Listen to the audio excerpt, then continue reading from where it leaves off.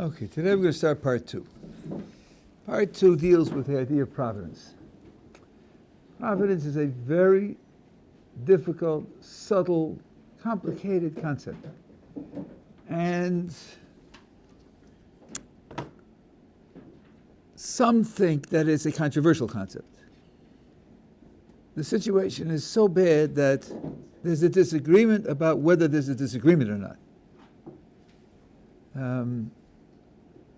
And I think that a lot of the discussion, I'm not talking about in our sources, a lot of the discussion is based on taking a snippet here and a snippet there, and then putting it into an imaginary context of Aristotle and Greek philosophy and Arabic philosophy and so forth and so on, and then concocting a witch's brew out of which you have your surprising and shocking conclusions about what Jewish scholars held, without taking into account everyday knowledge, everyday ordinary knowledge that everyone possesses.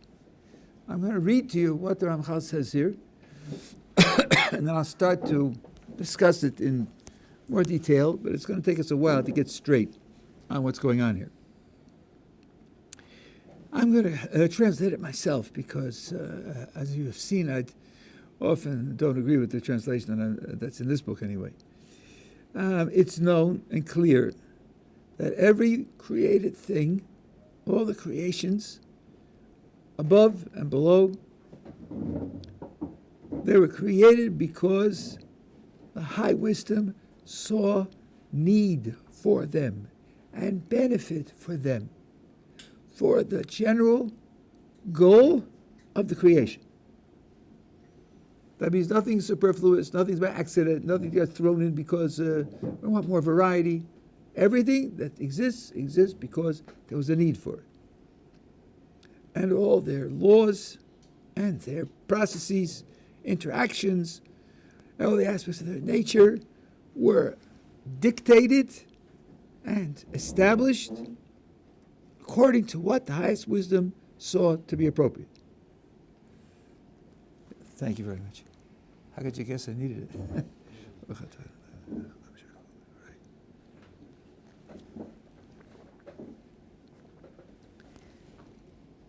And for the same reason that they were created because they were necessary, it's appropriate that they should continue to exist as long as this purpose for their creation exists.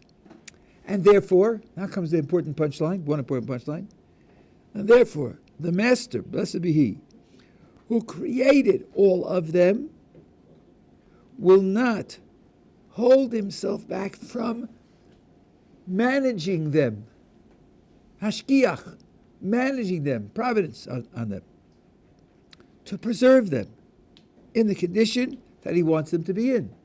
So this is not deism. He created it with great wisdom and went on vacation and hasn't paid attention since. No, He's constantly involved in giving the world its continuous existence as long as the existence of these things is going to serve His purpose.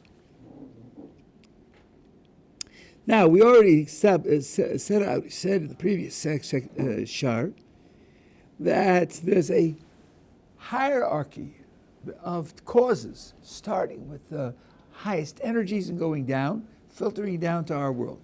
And each level has an effect on the level below. What can I say? Pay attention. Each level has a level effect on the level below. Begins with the highest energies, and then that goes down to the heavens, and from the heavens, and all their details. Those forces dictate everything that happens in the heavens, and then it comes down to the earth, to the real physical. Everything that happens in the earth has a cause above it and a cause above that cause, coming down this ladder of causes. So now you may think, as many have misunderstood this, so again, God does go on vacation. He sets up a system, and the system operates on its own. And then they believe in nature, and then they really become Greek philosophers, and so forth, etc., etc. But watch the next words that the Ramchal puts in. And the Rambam says exactly the same thing. And the Master, blessed be He is monitoring and managing the whole system, every detail from top to bottom. He's not operating on automatic pilot. He is managing the whole system. Hu mashgiach al kol ela inyanim. Just as he created them. On the highest energies that came at first, and everything that emanates from them, he is monitoring and managing all of it completely. Nothing happens by itself. So you may ask, what does he need the system for? That's a good question, and we'll come back to it in Yeshivat Hashem. But for one thing for sure, this is not an automatic system. There's no automatic system here. Maimonides says exactly the same thing.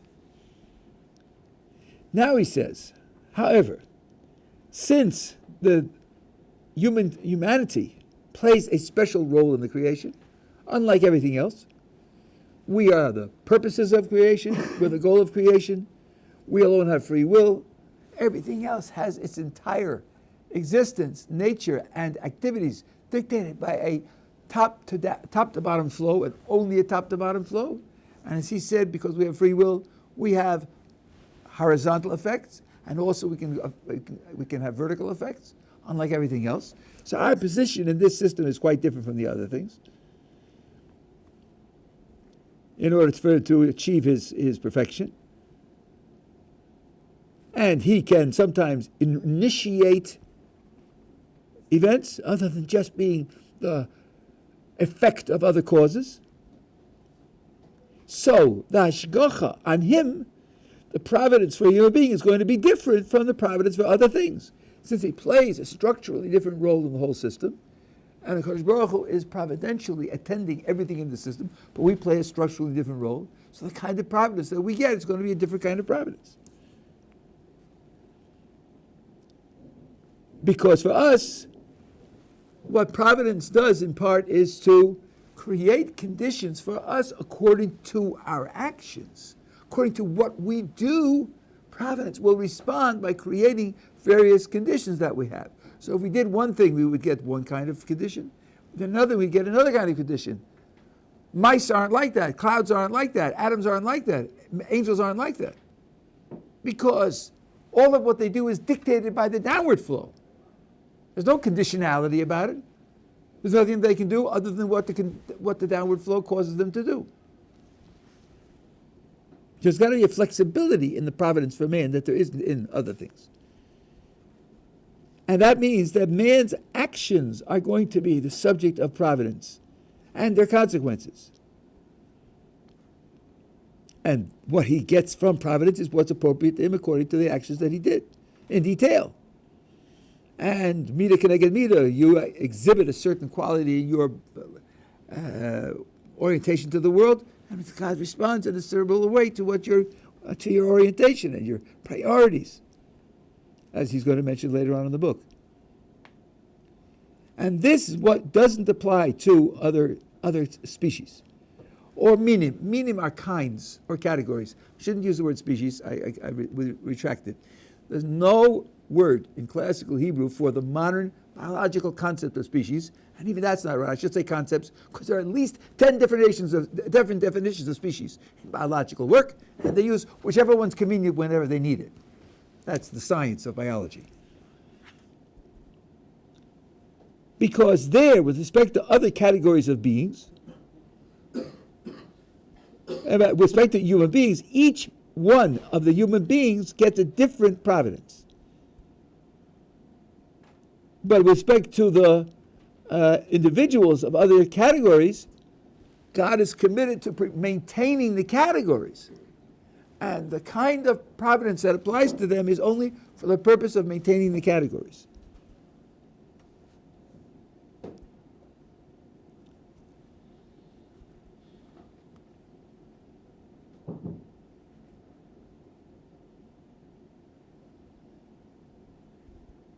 But with respect to the human being, his providence is individual because of the fact that he has free will and he commits and he performs actions of his own. This is what comes under the category of general providence versus specific or individual providence. And what he's saying here, in very broad terms, is that human beings get individual providence, and other species or categories of things, plants, animals, different types of minerals, geographic formations, clouds, galaxies, they get a general providence, not directed to the individuals of the category, but directed to the preservation of the category as a whole.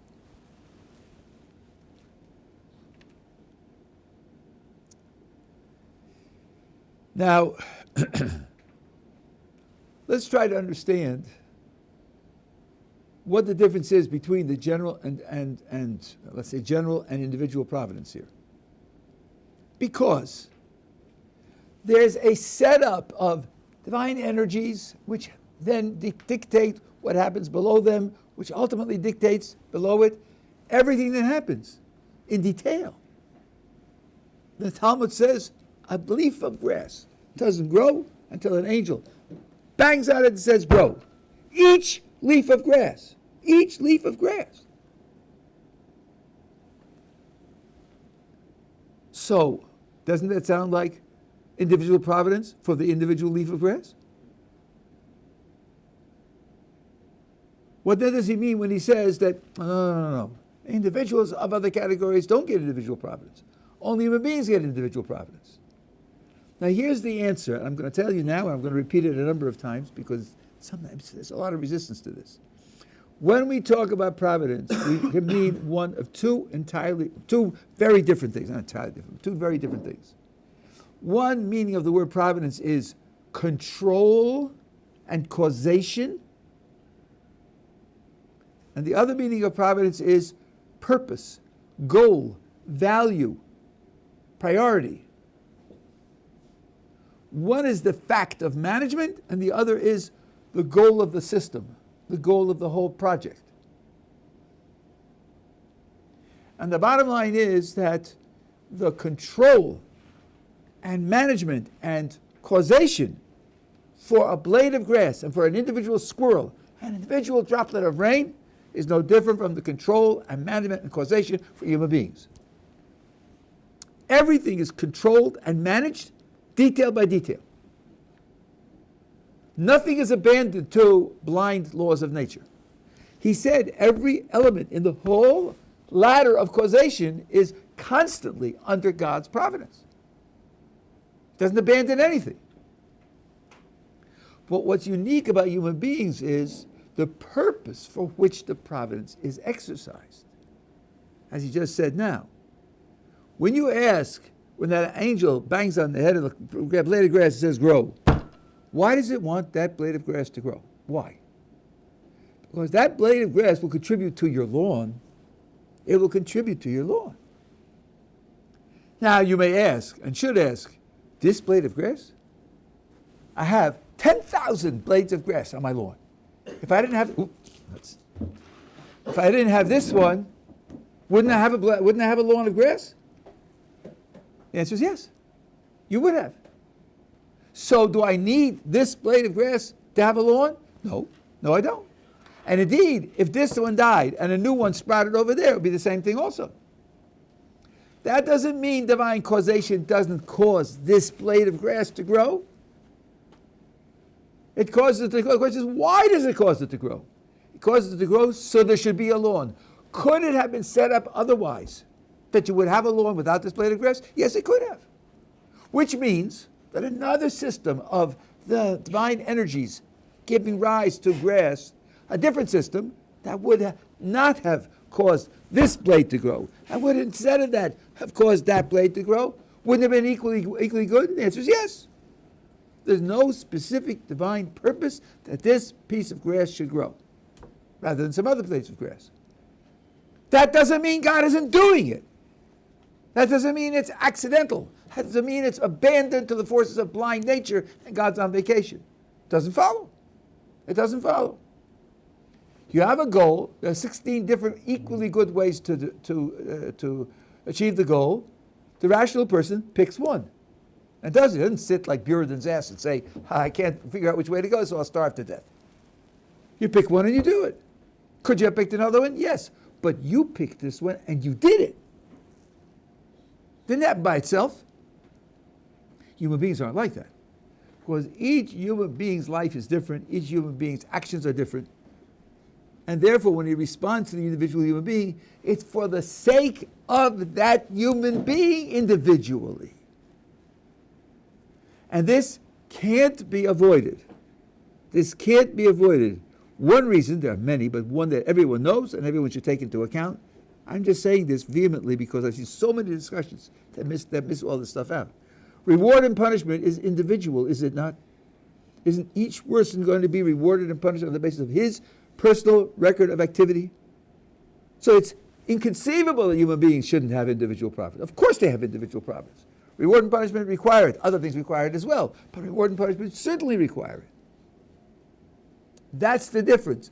The purpose of managing an individual person's life is not just there should be people, that humanity shouldn't die out. It's much, much more than that. With respect to a blade of grass, usually, there could be exceptions, but usually it's just because you want the person to have a law. That's the first crucial distinction that's to be made, yeah. So there could be individuals, though, of something other than humans that interact with humans in a way that they require. That's why I just said what I said. That's exactly what I said. I said on the whole. There could be That's right. That's right. A famous story in the Gemara that a farmer was plowing with his cow, and the cow broke its leg, and as he was tending the cow and he noticed something in the soil that was unusual. He dug it up and found a buried treasure, and that cow's leg broke so that he would find the buried treasure. Yeah, you do have that. That's 1 out of 10 trillion cases. Right. It's 1 out of 10 trillion cases. All the rest of the cases aren't like that. Yeah. General providence overrule individual providence for humans? Meaning like... It can't nothing can overrule individual providence. It can change the outcome. But the outcome is, that's not overruling it.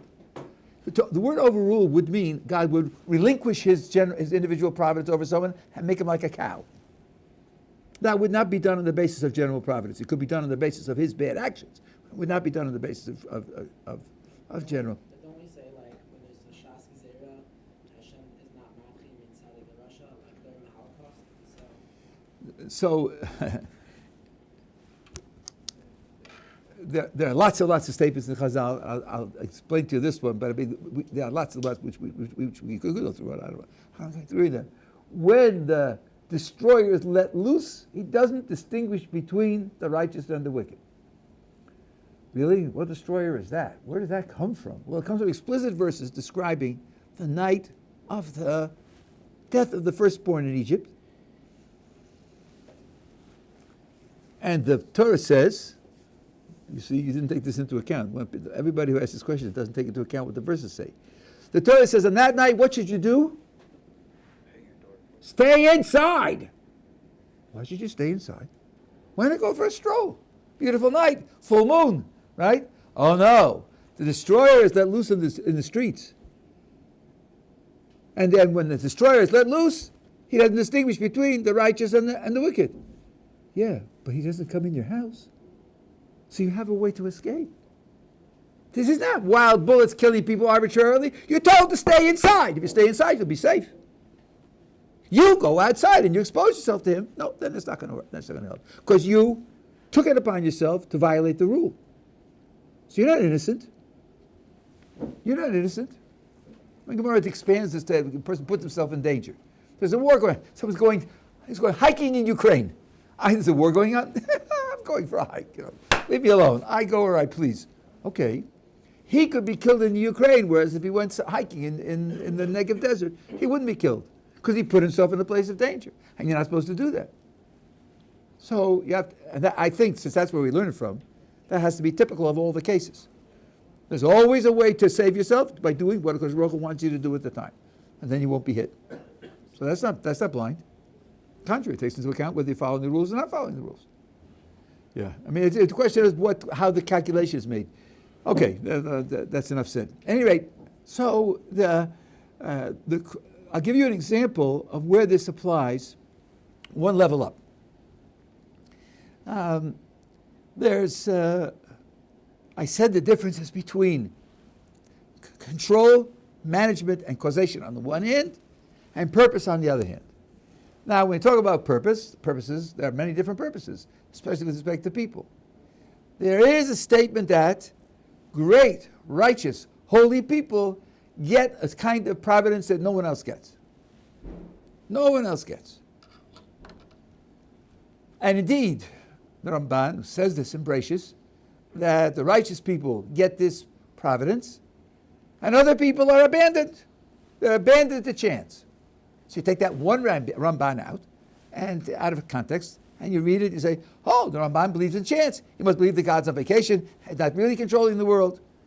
Yeah, but you see in Parshas Bo, in Shmos, he says the exact opposite. He says, everything that happens to a human being, every event, every condition that happens to a human being is called miraculous, a hidden miracle.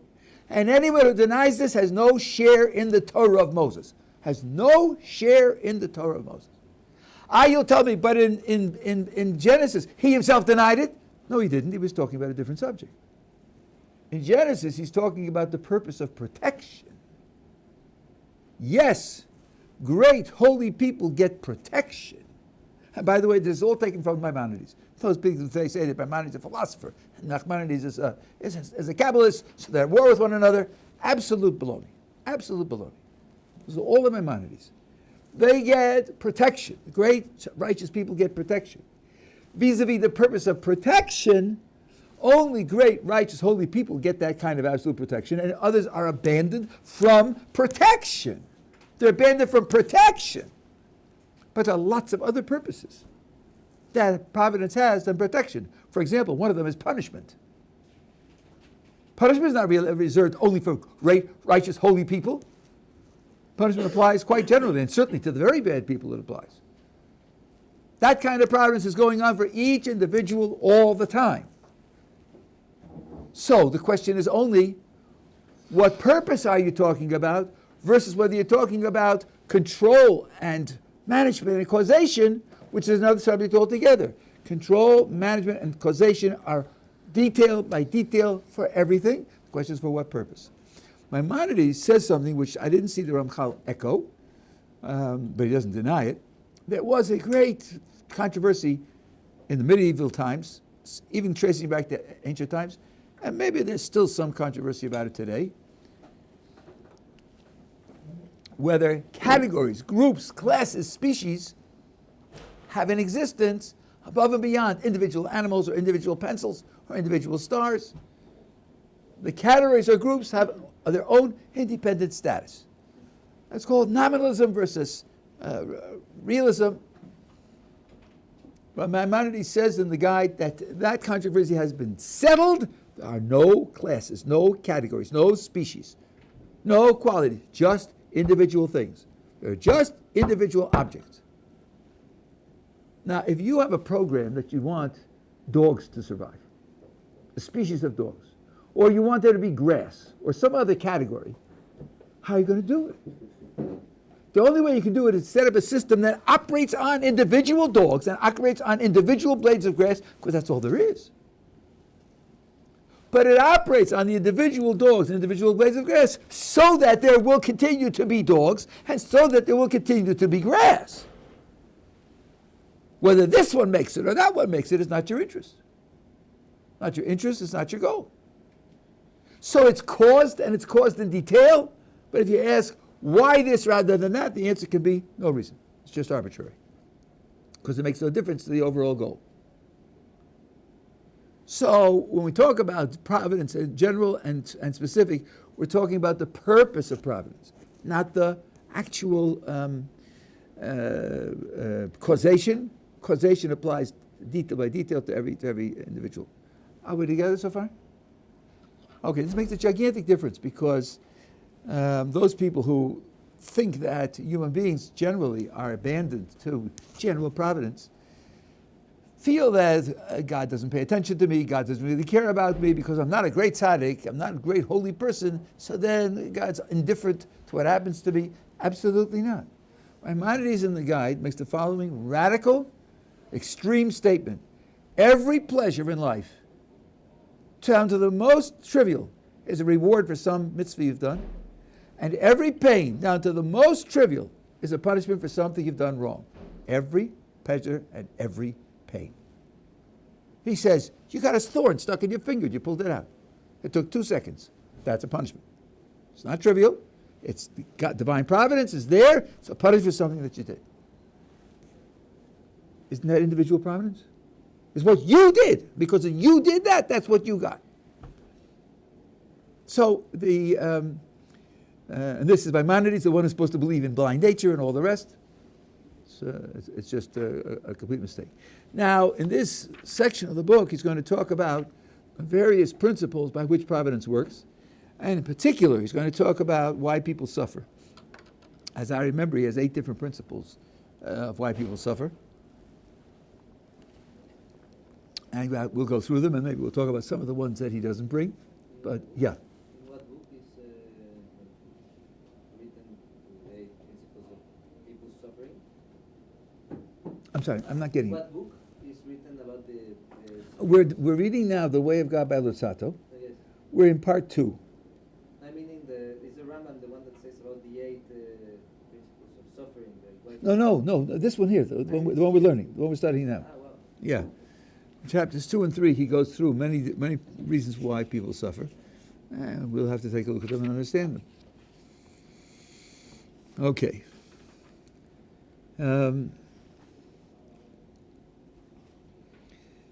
So now he starts chapter 2. We've already explained that the purpose of the creation is for the humanity to merit and achieve the genuine good, the true good, and that is a relationship of Devekus, connection to the Creator. And that means the end purpose of all of his activities in this world, all things that happen to him, it is rest in the world to come. In other words, man as active, man as choosing, man as creating is a temporary condition. That requires some meditation. It means man as active, choosing, and creating isn't man in his ideal state. Active, choosing, creating is a means, not an end. It's a means to a certain end, and that end is a certain relationship with the Creator. In the world to come, there's no more free will. There's no more choosing, no acting, no creating. There is that relationship with the Creator, and that relationship is the ultimate good that a human being can have.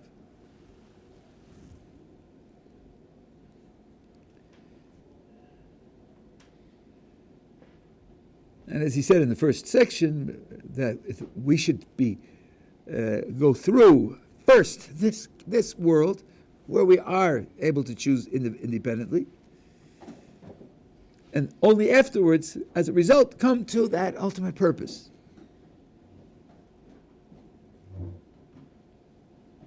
And there are all of the activities of this world are designed to bring him to that end. Now, see if I can give you an analogy to what's going on here. It isn't as if nothing's happening, but what happens can be the result of external input. Let's suppose you're interested in a certain subject, or let's suppose you know that someone who is reading literature, and he's a very dramatic reader, and when you hear him read it, you come to understand it in a way that you didn't understand it before. And it's recorded. So you open up the recording, and you're listening to him read Shakespeare. Now, at this point, all of the activity is coming from the outside to you. But you're not sleeping. You're not unconscious. As it comes in, your mind is grasping it, and your mind is developing. Your mind is understanding more. Your mind is becoming more sensitive. This is not being accomplished through free will, other than your free will to listen and pay attention. Otherwise, it's coming from the outside. Does that make it boring? Does that make it feel like as if it's worthless? That it's cheating you out of your true essence? I don't think so. If understanding is something that you prize, if you feel better about yourself and your place in the world, not just because you can make more money, but the understanding itself. You get that light, light bulb goes on, and you say, aha, so that's how that works. And that gives you pleasure. That's a way in which you can see that you don't have to be active and creative and choosing and doing in order to feel fulfilled by what's going on. That's a different picture of what's going on. It's much closer to the picture of what's going on in the world to come, where there's a stream of divine influence reaching the person, and it's elevating him and developing him in ways that he himself finds valuable and exciting and pleasurable. So the active part of man's capabilities on this view of things is only a means. And that's a way to test what is a means and what is an end. Anything that you have in this world that doesn't survive in the world to come is only a means, because the world to come is the goal. So you can test that way, what is a means and what is an end.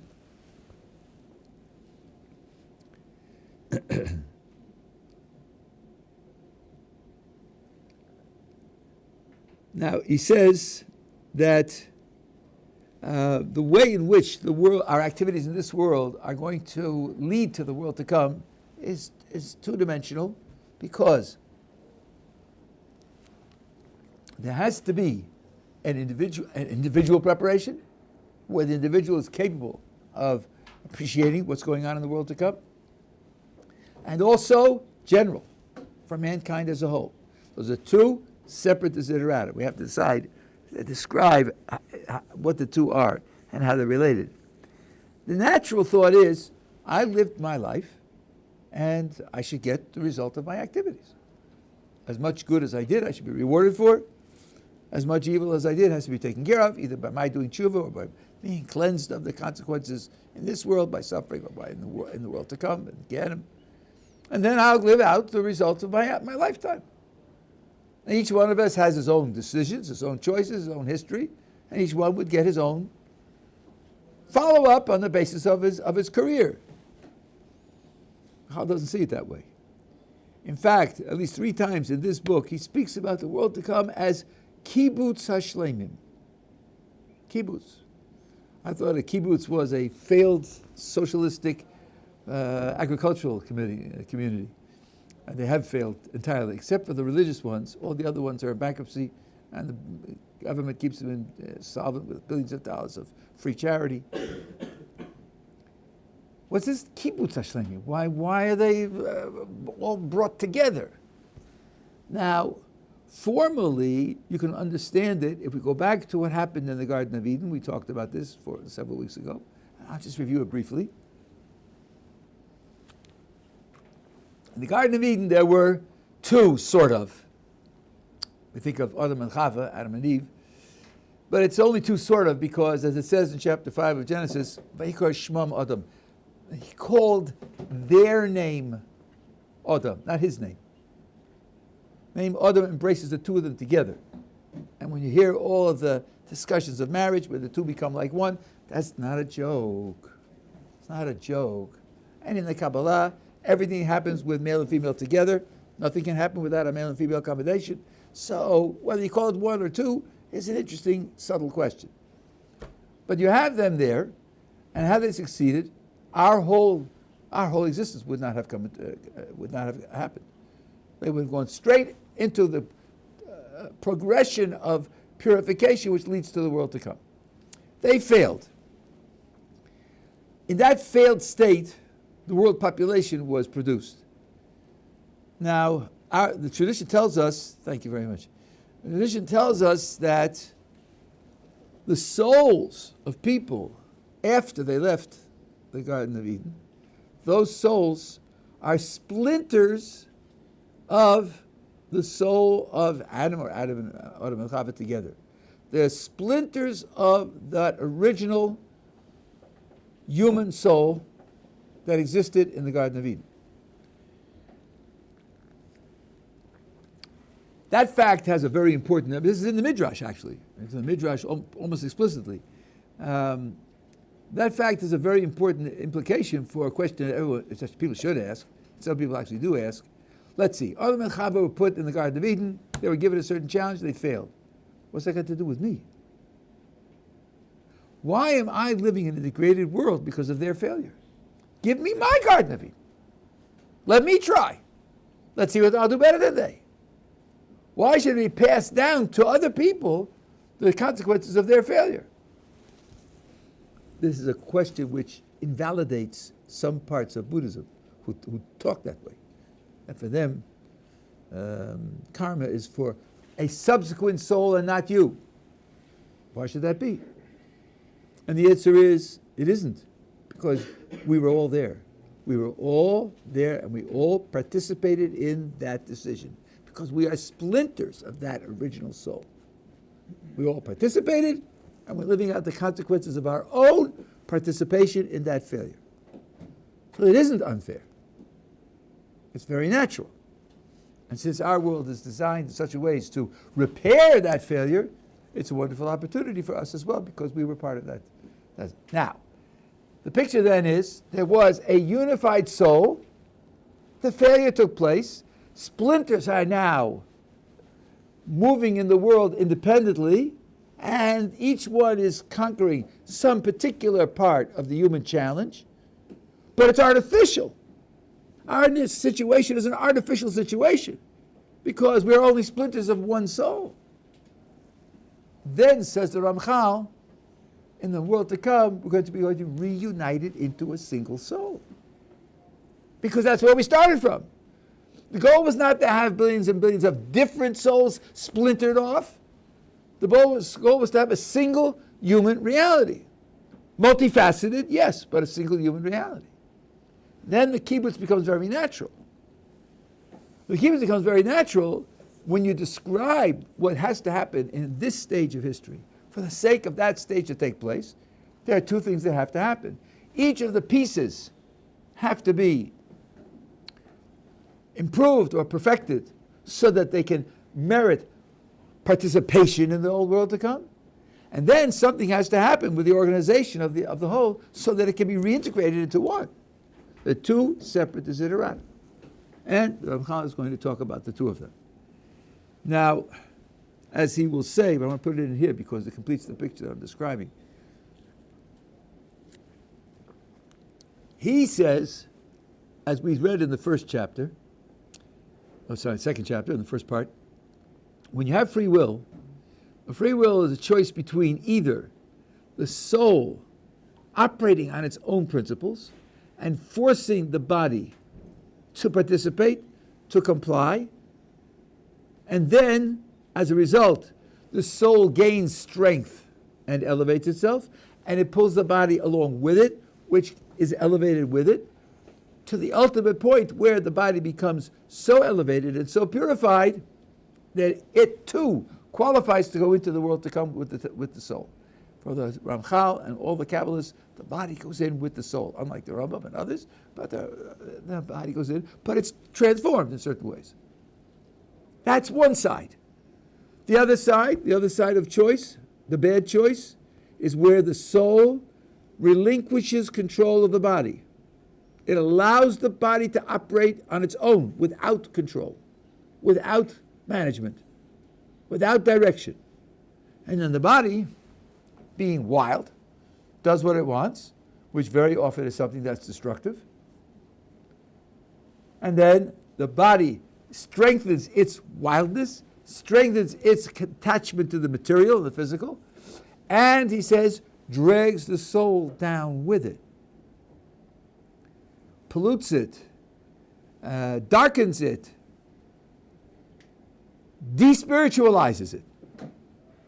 And this can continue to the point where the soul, so to speak, as a spiritual entity, can't continue to exist.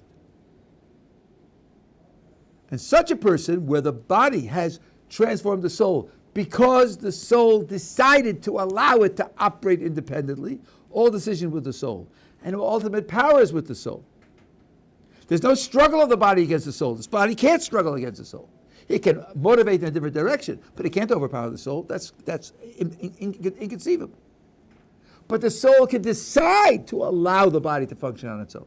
It can pull the body. The body can pull the soul down to the point where it's no longer qualified for the world to come, and then that soul ceases to exist.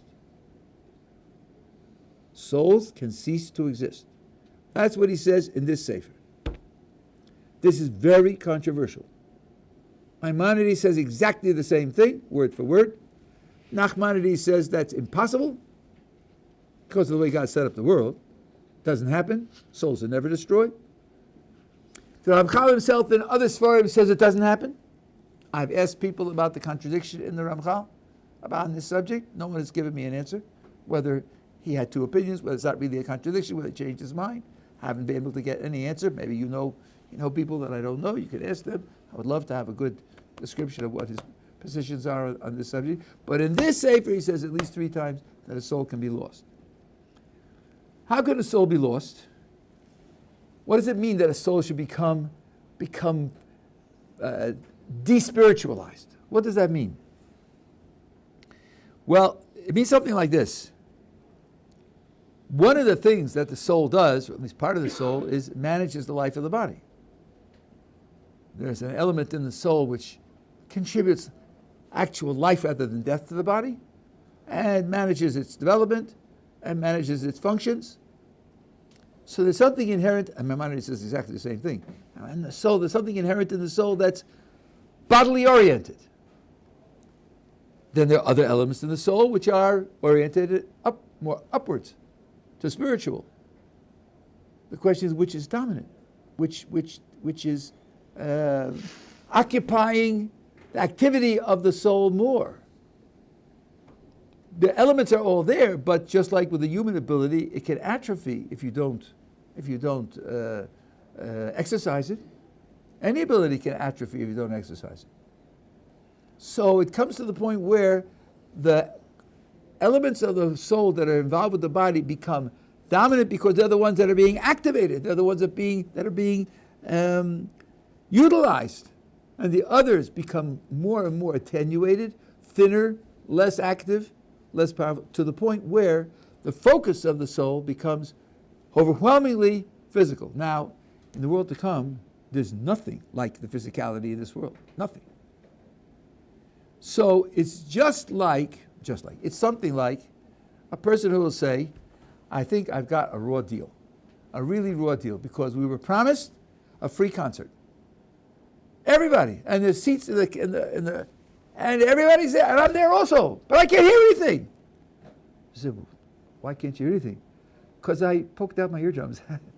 See, well, at that point, I think we would say, you either have a complaint, you destroyed your hearing, and now you're complaining you can't hear the symphony?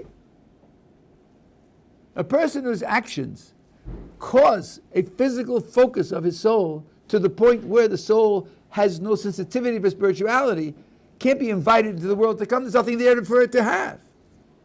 The self-creativity built into free will is to the extent of either transforming the physical body into a spiritual element and enabling it to join in the world to come, or to enabling the body to act in a purely physical manner and drag the soul down to the point where it loses its sensitivity and has no place in the world to come. Yeah.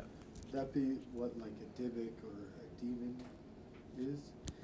Like an eradicated soul, or as it's explained, meaning that it's much stuck too in the physical much too world? superficial. But these things have many different uses for many different people in many different conditions. You can't have a general rule like that. You can't have a general rule like that. Indeed, sometimes a soul inhabiting somebody else's body is a great gift for both of them. It's a great gift for both of them. There's nothing wrong with it or bad about it at all. I'm not a Kohen, and mitzvahs are supposed to nourish a person. How do I get nourishment from the mitzvahs of a Kohen? Sometimes, okay, we can go from thing to thing if you like. But I'm answering about this, and I'm showing you that it's more complex than you thought, right? And so one of the things that can be done is, if I were to deserve it, that my soul would inhabit the body of a Kohen together with his soul, right? We're not taking it over. And I would get the benefit of the mitzvah that he does, which I can't have on my own because I wasn't a Kohen. That's good for him, and it's good for me, it's good for everybody. So these things are not one-dimensional. They play many, many different roles. And that's why I can't talk about it, because it take a long time to discuss it. At any rate, this I think solves the problem of how could it be that if God, partly solves the problem, maybe I'll elaborate a little bit more tomorrow. How could it be if God is motivated by loving kindness, could he create us in such a way that we can lose Olam Haba? And the short answer is, that's part of giving us free will with the ability to be self-creative. The whole project is to be self-creative. Because only if we're self-creative can we be like he is and enjoy the good that he has. So the more scope you have for your decisions, the more self-creativity there is, the greater the accomplishment, the greater good that you have. But of course, if you give more scope for your creativity, that gives more scope for your destructivity also. Creativity and destructivity go hand in hand. Zelu mazor osa elukim. That being the case, in order to have more creativity, you have to have the possibility of destructivity, even to the point of losing your position in the world to come, because the tiny proportion of people who lose it, that's their contribution to the system in which everybody else has a much, much bigger achievement by exercising it. And you're going to lose either way, you're going to something either way, because if you reduce the scope of creativity and destructivity, reduce it to the point where you can't lose it entirely, then your actions aren't responsible for your being there and your existence and your survival, and then you've done less. And that means the vast, vast majority will be doing less, so as to protect these people from not being lost.